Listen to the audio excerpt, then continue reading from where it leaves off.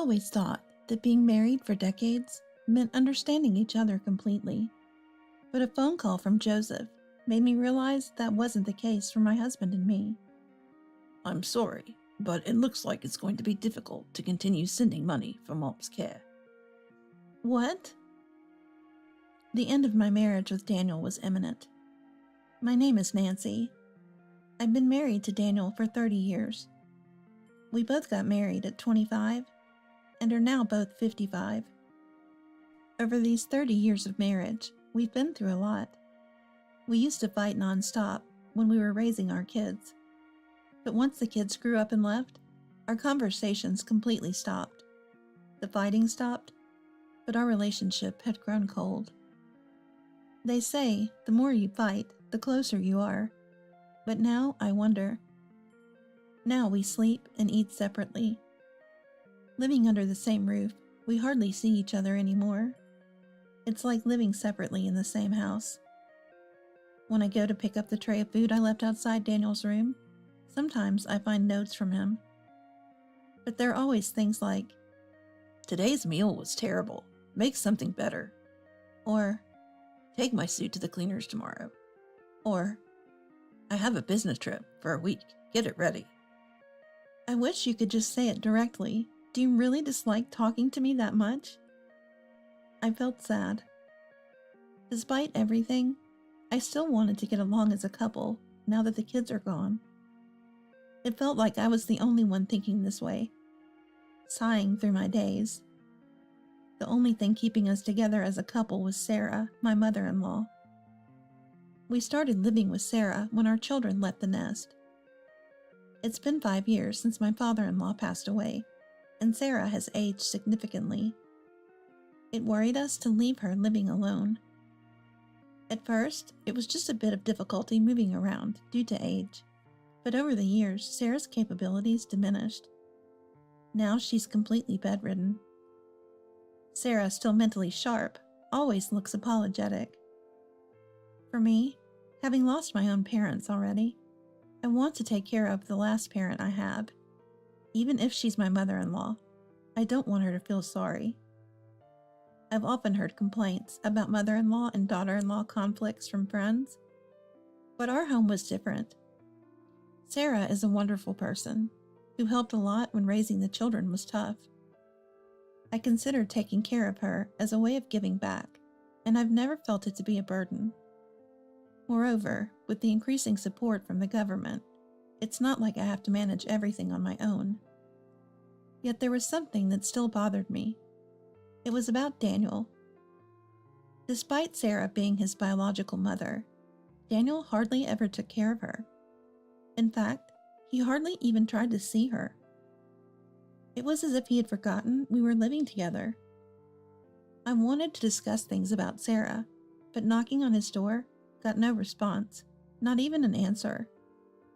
When he came home, I tried to forcibly talk to him, but he completely ignored me and went straight to his room. I lost count of how many times I heard the door close and lock right in front of my nose. "I'm sorry, Nancy, for putting all the burden on you. If only Daniel had been more responsible." Sarah would apologize. "Don't apologize, Sarah. It's not your fault. And I don't mind it at all. Please stay healthy and live a long life," I would say, and Sarah would always cry and thank me. The thought of losing such a kind person as Sarah was unimaginable. Her passing was sudden and unanticipated. Daniel, who only glanced at my shocked state, proceeded with the funeral arrangements emotionlessly. The Daniel I saw after a long time didn't seem depressed at losing Mom. Rather, he appeared almost lively. When Sarah suddenly became critical, I panicked and called Daniel, but he cut the call short, saying, "I'm busy at work." Sarah passed away shortly after. No matter how many times I called, Daniel's phone was off. He didn't return until the next day at noon after hearing the voicemail. I was too stunned and angry to speak, but Daniel continued to ignore me until the funeral was over. At Sarah's funeral, our children showed up. Using this as an opportunity, Daniel communicated with me through our children for anything he needed. By then, my anger towards Daniel was greater than my sorrow for losing Sarah. Daniel treated Mom's passing as if it was just paperwork, without any sign of warning. Looking coldly at Sarah's relatives shedding tears, Daniel said indifferently, "Well, it can't be helped, can it?" Daniel's attitude was so cold. It made me want to ask, is he really her son? It was as if it was someone else's problem. The worst part was what he said to the relatives who offered condolences after the funeral. "I'm glad she's gone. She was a burden, being bedridden and all. Now I'll enjoy life freely with the inheritance she left," he said with a broad smile. This angered everyone, including Sarah's younger brother, Richard. "Why are you so angry?" Daniel seemed genuinely puzzled by the relative's fury. He was like an alien to me. I was a mix of anger and disbelief, speechless at his audacity. Complaining about being burdened? He never did anything. He stayed in his room, hardly ever visiting Sarah's room. Even when I asked for help with her care, because it required strength, he ignored me. And yet he had the nerve to say that. Everyone knew I was the one taking care of her alone. They even helped me financially because I couldn't work due to caregiving.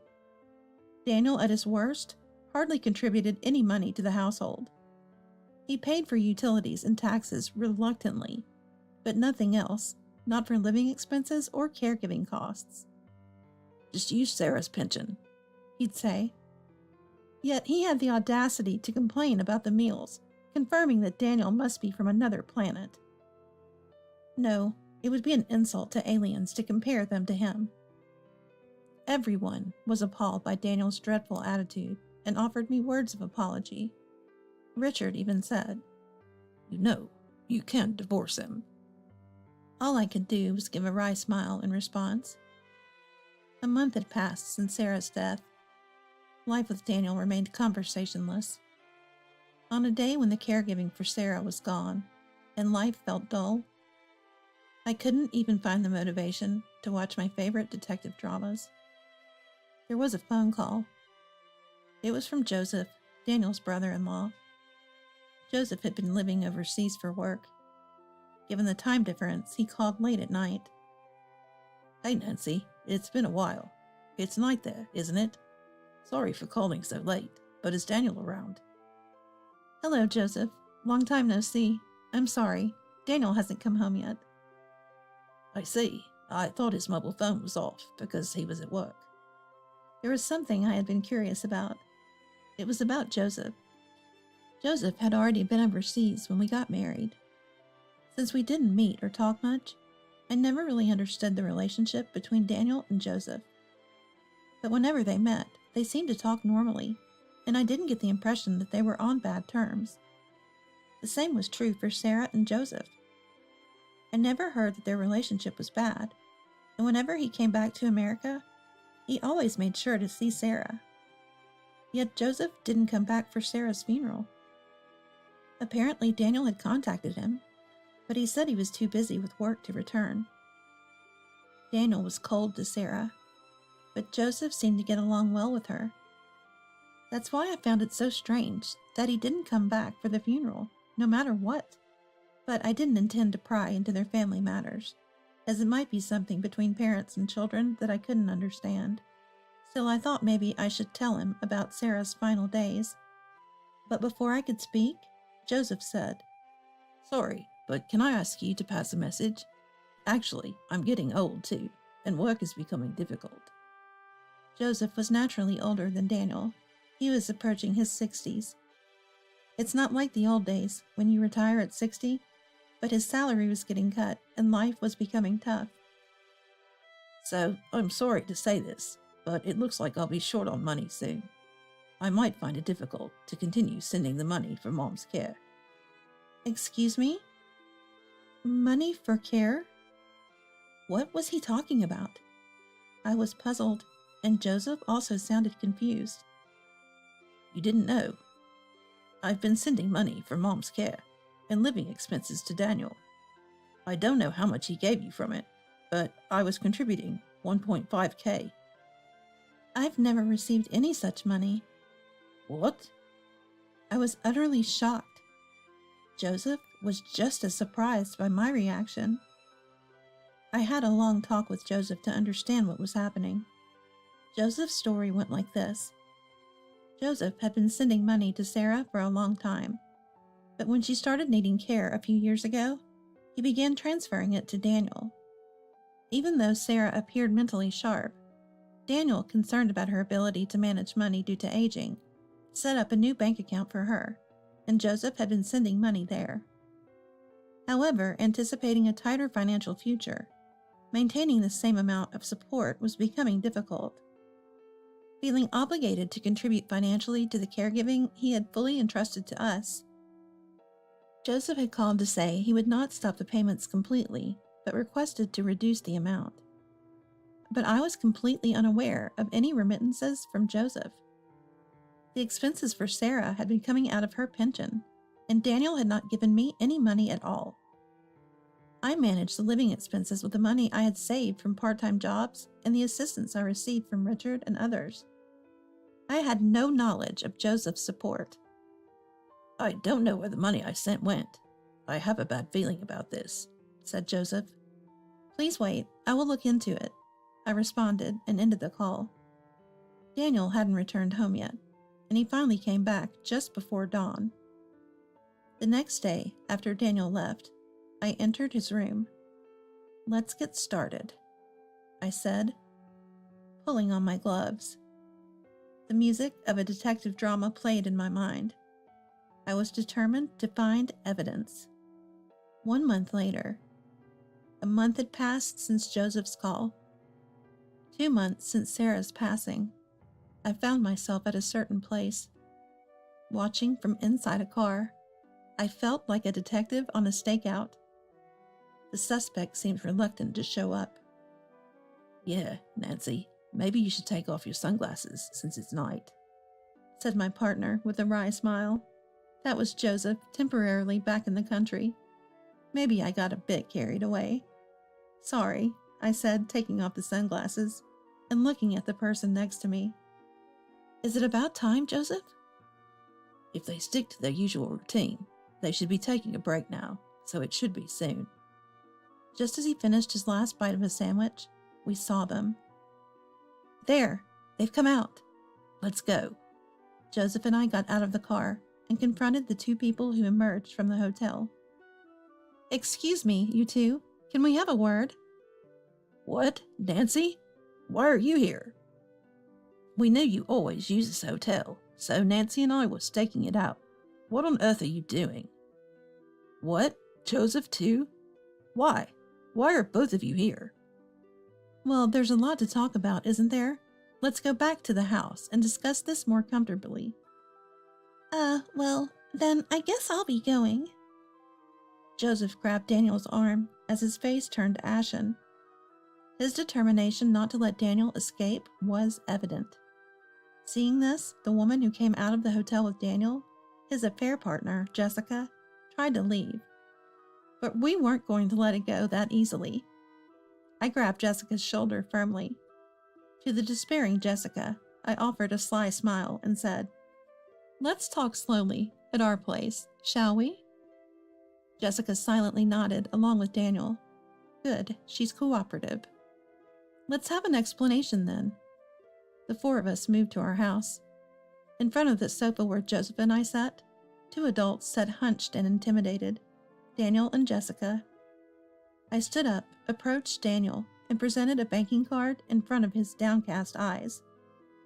What is that? Looks familiar, doesn't it? No, I have no idea what that is. I brought the card so close to his eyes as if to stick it there, saying, "You do remember, don't you?" Yes, I do. What is it? It's my bank account. What about the $1,500 deposited every month? What was that again? You know what it is, don't you? I tapped Daniel's forehead with the banking card. I'm sorry. It's the money Joseph sent. What did Joseph say to use this money for? For Mom. Right. This is the money Joseph sent for Sarah. So, Daniel, what did you use it for? The bank account's balance was a striking zero. The $1.5 thousand deposited each month were withdrawn almost immediately. Well, what was it again? All expenses for Sarah were covered by her pension, right? Daniel, you didn't contribute anything for living expenses or food except for the utility bills. Where did all the money go? Daniel remained silent as I pressed him for answers. Despite it not being hot, sweat was pouring down Daniel's forehead. As Daniel stayed quiet, I turned to Jessica, who sat quietly to the side. Jessica, you're wearing some lovely jewelry. Oh, well. Jessica, who appeared younger than me, was adorned with expensive-looking gemstone jewelry. At the mention of her jewels, Jessica couldn't hide her panic. Did you buy these yourself? Yes, I did. Even though you're unemployed and have no money. How did you know that? The moment Jessica exclaimed in surprise, I slammed the floor with my hand. Jessica jumped slightly. Don't pretend you don't know. The evidence is clear. I don't know anything. As if someone would wear jewelry without knowing its origin. Nancy, let's calm down a bit, okay? Regaining my composure at Joseph's calm words, I cleared my throat to settle myself. Then I presented a large envelope in front of the two. As I looked on in confusion, I emptied its contents with a flourish. Yikes, exclaimed Daniel. Understandably, he was shocked. Out came a pile of photos. Captured within were Daniel and Jessica on their dates. Some photos even showed them in more intimate, affectionate poses. I picked up a few and showed them to Jessica. Look at this. You're buying jewelry in this store with Daniel. That's the ring you're wearing now, right? This is... Here's another photo with a necklace. And another one showing you buying a brand bag. Not just photos, but there are videos of you buying these items and returning home. They're stored on a computer. Want to see? Jessica turned pale and shook her head vigorously at my words. And? I'm sorry. Daniel bought them for me. So you admit to the affair? Yes. I thought I was lucky to have caught a man who would buy me anything. How long have you been together? For a few years, but I really didn't want to. I hated having a relationship with a married man, but Daniel insisted so strongly. At her words, Daniel became flustered. Hey, what are you saying? You're the one who wanted to be with me. You said you didn't care that I had a wife, Jessica. Are you kidding me? You were the one who said, my wife doesn't love me anymore. She's just a housemaid, a caregiver for my parents. The one I love is you. If you won't be with me, I have no reason to live. Housemaid? Caregiver? He had the nerve to say that, huh? Noticing my glare, Daniel momentarily panicked, but then, unbelievably, glared back. It's all Nancy's fault. Always busy with childcare, work, caregiving, abandoning her duties as a woman, and leaving me alone. Daniel retorted, unreasonably angry. This made me furious. What? Don't be ridiculous. I'm a wife, a mother, a daughter. It's only natural for me to fulfill all these roles. I never neglected you, Daniel. In fact, it was you who neglected me, abandoning your duties as a husband, father, and son. Yet you dare to speak so arrogantly, you cheater. After 30 years of marriage, we've had our share of fights, but I've never felt such a rage boiling inside me. The nerve of his selfishness. Then it happened. Hey. Joseph's low voice resounded through the room. Did you squander all my money on that Jessica? Joseph asked. Although we didn't meet often, Joseph had always been a mild-mannered and kind person. What happens when such a person gets truly angry? The terror, was so palpable that I could feel cold sweat down my back. And Daniel, the target of Joseph's glare, must have felt it the most. He was visibly pale and trembling. Joseph, listen to me. There's no need to listen to your excuses. I've had everything investigated by a detective. Daniel, you quit your job and lived off my money for your affair.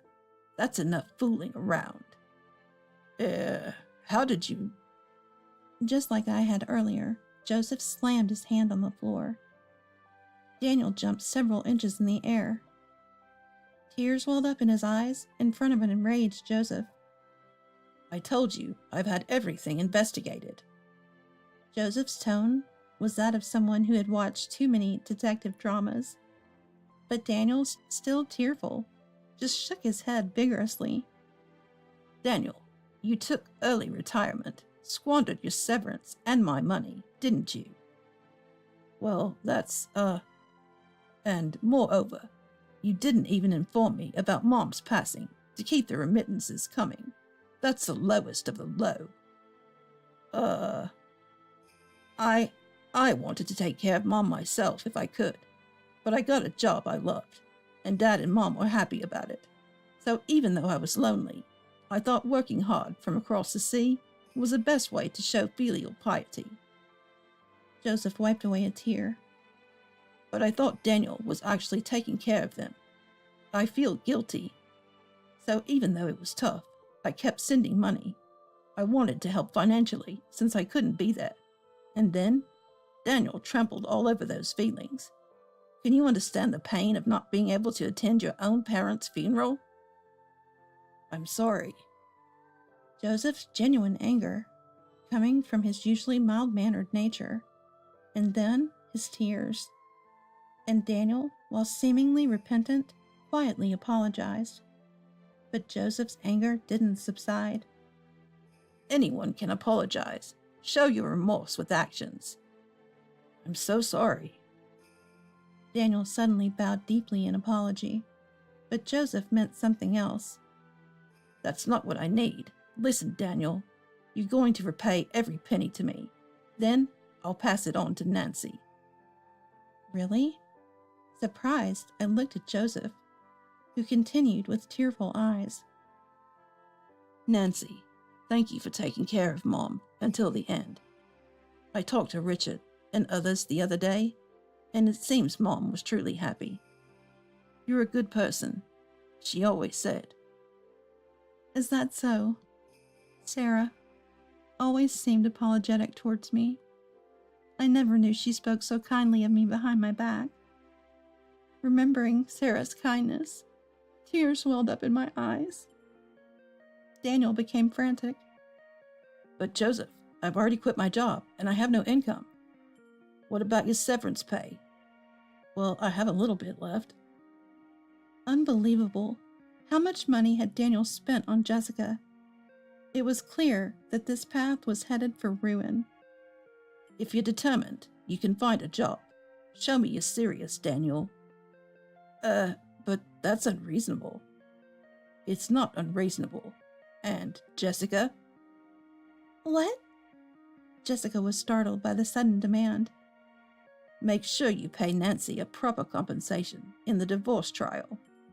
You knew Daniel was married, right? It's only fair. Well, but... Daniel was lying prostrate on the floor. Jessica stood in shock. Joseph's lecture continued well into the night. Yep, I didn't even have to do anything. Joseph, you're such a support. Afterwards, after sending the dazed pair away, Joseph stayed at a hotel overnight and returned overseas the next day. He handed over the mountain of issues like our divorce compensation, and Sarah's inheritance to a lawyer. Thanks to a skilled lawyer, I got a smooth divorce from Daniel. Daniel and his affair partner initially lived together, but soon parted ways due to constant fighting and being penniless. Daniel somehow found a part-time job, but at his age, his income was modest. Living in an old apartment, struggling to pay back Joseph and barely making ends meet. He tried to seek help from Richard and others, but unsurprisingly, he was shunned by all relatives. Jessica also started working to pay the compensation for the divorce trial. She had been dependent on Daniel, so she's apparently struggling, but I don't care. As for me, I sold the house I received as part of the divorce settlement and moved to a new place with that money. Thanks to my children who always care for me, I'm managing to live, now finally enjoying my freedom. For a while, I plan to watch some old detective dramas online and reminisce about my time with Sarah. I'll look for things I want to do. That's what I was thinking, but now, I'm sitting in an airplane seat. Joseph said, Why don't you come over here for a change of scenery and think about your future? I thought going abroad was a bit of a luxury, but I decided to take up Joseph's offer as a reward for all my hard work. By the time I return to America, I'm sure I'll have found something I want to do. Everything will be okay, because life is still full of possibilities ahead.